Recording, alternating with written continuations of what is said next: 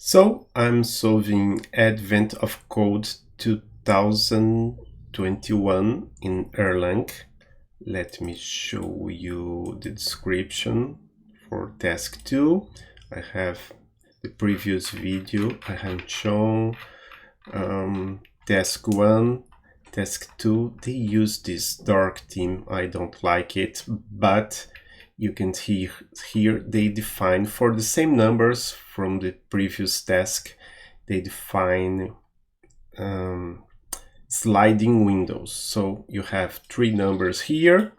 That's why they have this A here, A, and B. So actually you just have to look at the first four numbers from this list and see if 199 plus 200 plus 208 is smaller than 200, 208, 210, then you count plus 1.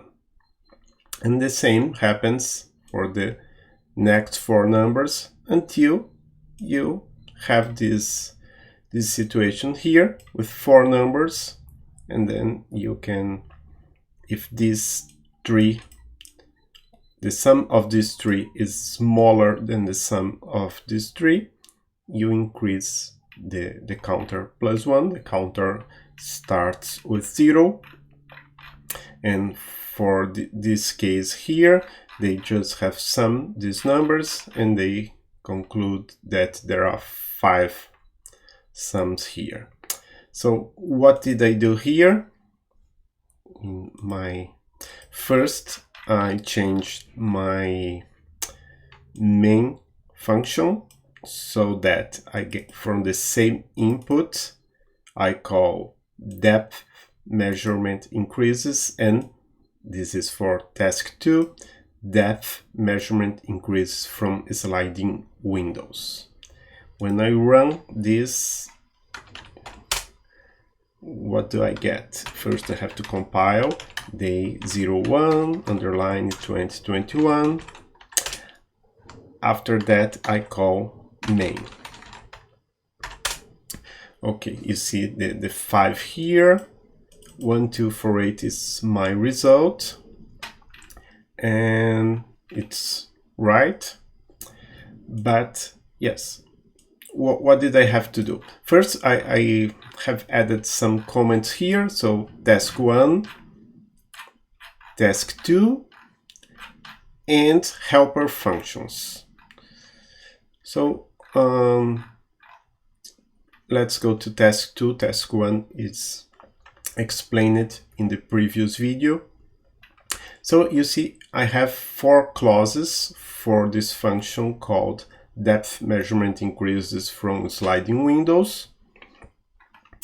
And actually, yes, it's 5. The first one has only one argument, and the next 4 have 2 arguments. I left them as, yes, only this, the /1, the ones with one argument, are public, the others are private.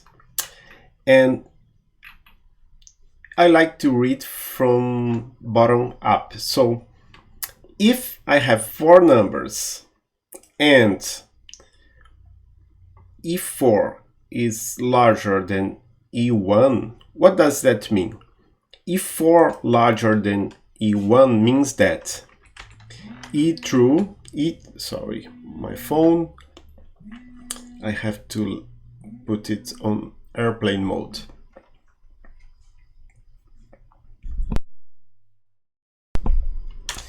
Means that E2 plus E3 plus E4 is larger than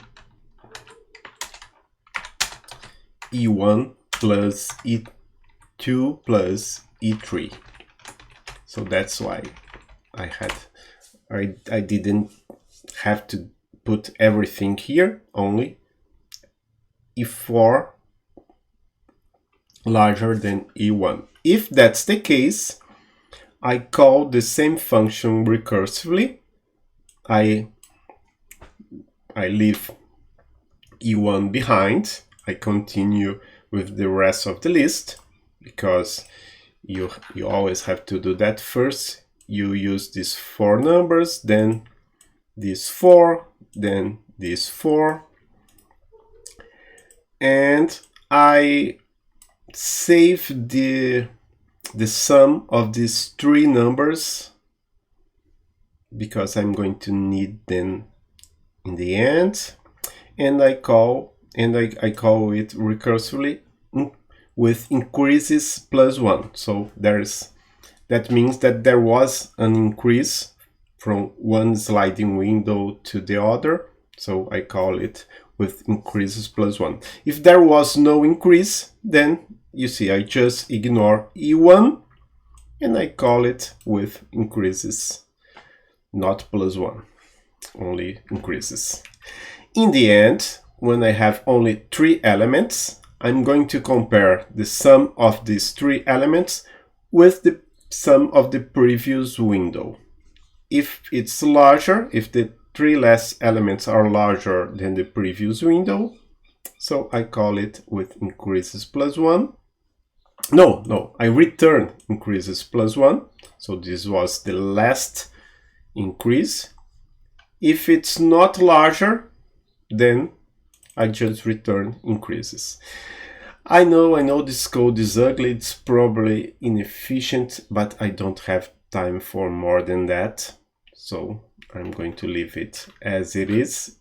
There is a link down below where you can see this code. I'm not sure I'm going to do other Advent of Code tasks, days. If I do, it's going to be published here in this channel, or it's going to be, maybe I just put the link on my Twitter account @AdolfoNT. See you later. Bye bye.